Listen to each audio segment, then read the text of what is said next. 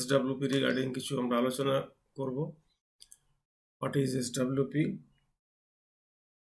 SWP কি? SWP পুরো মিনিংটা হচ্ছে সিস্টেমেটিক উইথড্রল প্ল্যান। আমরা জেনারেলি প্রি রিটায়ারমেন্ট প্ল্যানিং এবং পোস্ট রিটায়ারমেন্ট প্ল্যানিং আমরা করে থাকি।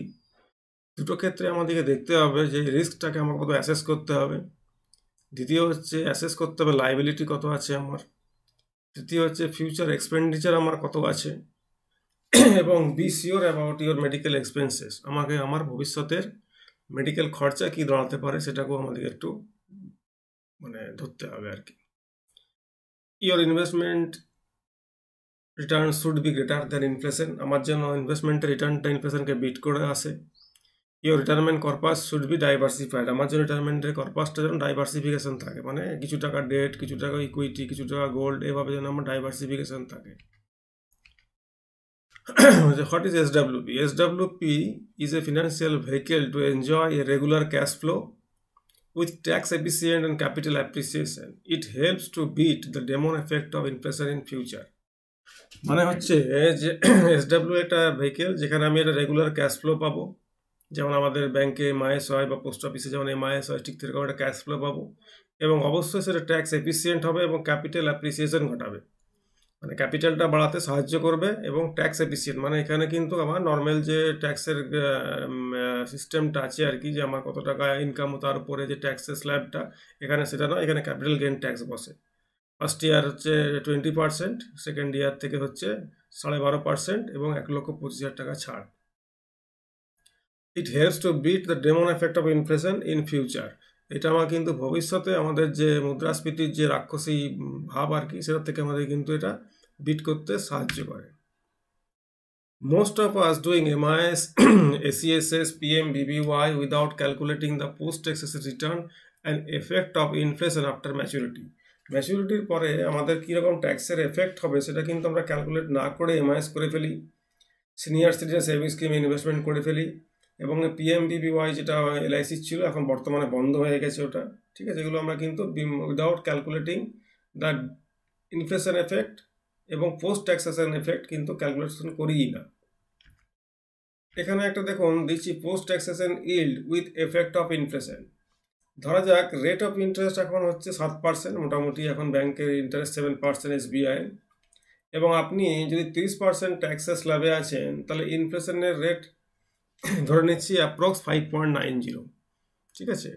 দেন মাই ইনভেস্টমেন্ট রিটার্ন ইজ কত হচ্ছে না 30%, 7%-এর ওপরে 30% যদি ক্যালকুলেশন করি তাহলে হচ্ছে 2 টাকা 10 পয়সা, মানে 2 টাকা 10 পয়সা আমাকে কিন্তু ট্যাক্স লাগছে, ঠিক আছে। তাহলে আমার অ্যাকচুয়াল তাহলে পোস্ট ট্যাক্সেশন ইল্ড কত হচ্ছে না 4.90, যেখানে ইনফ্লেশন হচ্ছে 5.90 এবং আমার ইন্টারেস্ট আর্ন হচ্ছে 4.90, মানে আমি -1% আমি কিন্তু নেগেটিভ রিটার্ন পাচ্ছি। এটা আমরা কিন্তু জেনারেলি ক্যালকুলেশনের মধ্যে ধরি না। ধরে নিচ্ছি একটা LICর একটা পলিসি জীবন অক্ষয়, 15 লক্ষ টাকা আমি ইনভেস্টমেন্ট করছি, ঠিক আছে। 15 লক্ষ টাকা ইনভেস্টমেন্টের আমাকে 27,000 টাকা লাগছে GST, আমি প্রতি মাসে পাবো 7,900 টাকা করে, 7,900, মানে 6.32% আমাকে দিচ্ছে ইয়ারলি, ঠিক আছে। এবং তার উপরে যদি আমি ট্যাক্স ক্যালকুলেশন করি তাহলে কিন্তু আমার ইয়ারলি ইয়ারলি যে ইন্টারেস্ট সেটা অনেকটা কমে যাবে। আমি কিছু ফিচার অফ SWP আমি কিছু আলোচনা করি। Provides regular income to investors from their investment, একটা রেগুলার ইনকাম দেয়। Investor can choose the withdrawal amount and withdrawal frequency, মানে উইথড্রল অ্যামাউন্টটা কত হবে এবং ফ্রিকোয়েন্সিটা কী হবে, আমি মান্থলি নিতে চাইছি না কোয়ার্টারলি না হাফ ইয়ারলি না ইয়ারলি, সেটাও কিন্তু চুজ করা যায়। Option two withdraw only the appreciated amount so that the capital amount remains invested, আমার যে টাকাটা বাড়ছে আমি সেই টাকাটা আমি তুলে নিচ্ছি এবং বাকি টাকাটা কিন্তু ইনভেস্ট হচ্ছে, বাড়তে সাহায্য করছে, ঠিক আছে। Even after your withdrawal the remaining amount will remain invested and return earn. আচ্ছা, SW is better than dividend in terms of tax effect. Tax এফেক্টটা কিন্তু SWPটা বেটার হচ্ছে ডিভিডেন্ড আর্নিং অথবা ইন্টারেস্ট আর্নিং থেকে। দেয়ার ইজ নো TDS, এখানে কোনো TDS কিন্তু কাটে না। আমি আপনাকে কিছু ডেটা দেখাবো যেগুলো আপনার এসডাব্লিউপি দেওয়া হয়েছে যে ফান্ডগুলো, ইকুইটি হাইব্রিড ফান্ডগুলো, সেখান থেকে আমি কিছু ডেটা আমি আপনাকে শো করছি, ঠিক আছে। যেমন ধরুন 10 বছরের কিছু আমি যদি ডেটা দেখি, 10 বছরের ইনভেস্টমেন্ট হয়েছে, আমি যে কোনো একটা এসডাব্লিউপির ফান্ড নিতে পারি, আদিত্য বিড়লা হতে পারে, কানাডা রোব্যাক হতে পারে, আমি সবগুলো অল্প অল্প করে আপনাকে দেখিয়ে দিচ্ছি। আমি প্রথমে ধরছি, আমি আদিত্য বিড়লার একটা ফান্ডকে আমি ধরলাম, ঠিক আছে।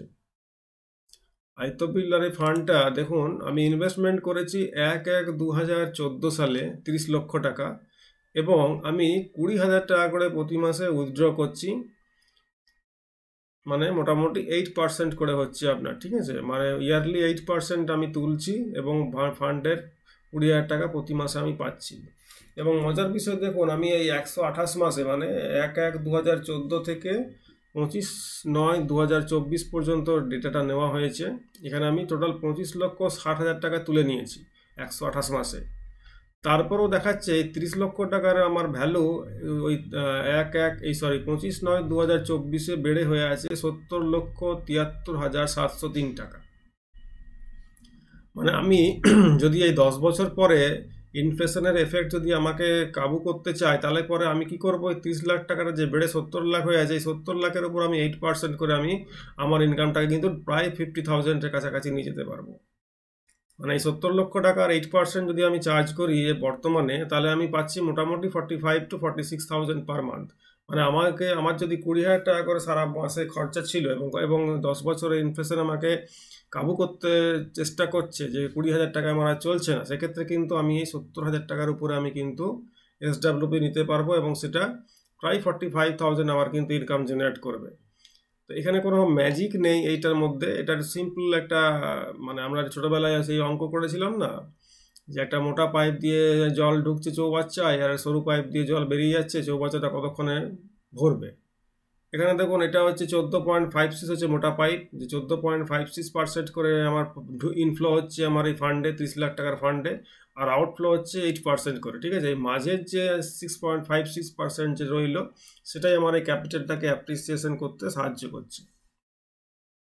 আমি যদি অন্য কোনো ফান্ডগুলোও দেখি, আমি কানাডা রোব্যাকও যদি আমি খুলি, কানাডা রোব্যাকও তো দেখবো আমি কীরকম ধরনের একটা ফান্ডের সিচুয়েশন। এখানে দেখুন 30 লক্ষ টাকার সেম ডেট 1/1/2014 সালে ইনভেস্টমেন্ট করেছি, 25/9/2024 টোটাল 128 মাস, 25,60,000 টাকা তুলেছি।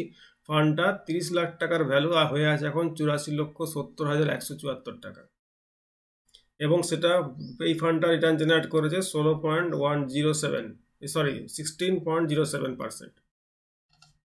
আমি যদি আরেকটা অন্য কোনো ফান্ড দেখি, আমি এইচডিএফসিকে দেখি যদি আমি, তাহলে আমি দেখবো যে এইচডিএফসি কীরকম ফান্ড রিটার্ন জেনারেট করেছে, মোটামুটি কানাডা রোব্যাকর মতনই। 30 লাখ টাকা আমি ইনভেস্টমেন্ট ভ্যালু, 1/1/2014 128 মাস, 25,60,000 টাকা তুলে নিয়েছি, 30 লাখ টাকার ভ্যালু এখন হয়ে আছে 86,02,357 টাকা।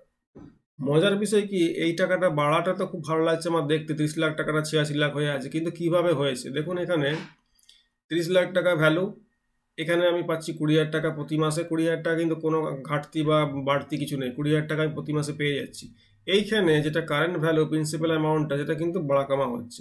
দেখুন এখানে পরের মাসেই কি ঠিক নেক্সট মান্থই মার্কেট পড়েছিল, মার্কেট পড়ার জন্য ভ্যালু হয়ে গেছে 29,35,000 টাকা। তারপরের মাসে আবার মার্কেট উঠেছে, এই ওঠানামা করতে করতে কিন্তু আমার ফান্ডটা এই জায়গায় এসেছে 86,02,357 টাকায়।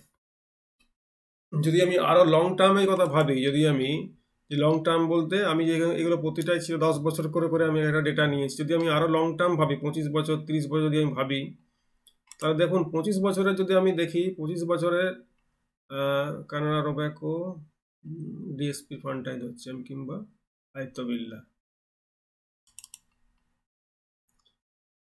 দেখুন 25 বছরে মানে অকল্পনীয় একটা রিটার্ন। 35,000 টাকা আমি ইনভেস্টমেন্ট করেছিলাম, টোটাল আমি 8% করে 23,330 টাকা আমি তুলছি প্রত্যেক মাসে। 1/6/1999 সালে ইনভেস্টমেন্ট হয়েছে, এবং ডেটাটা নেওয়া হয়েছে 25/8/2024 পর্যন্ত, 1/7 থেকে 25/8।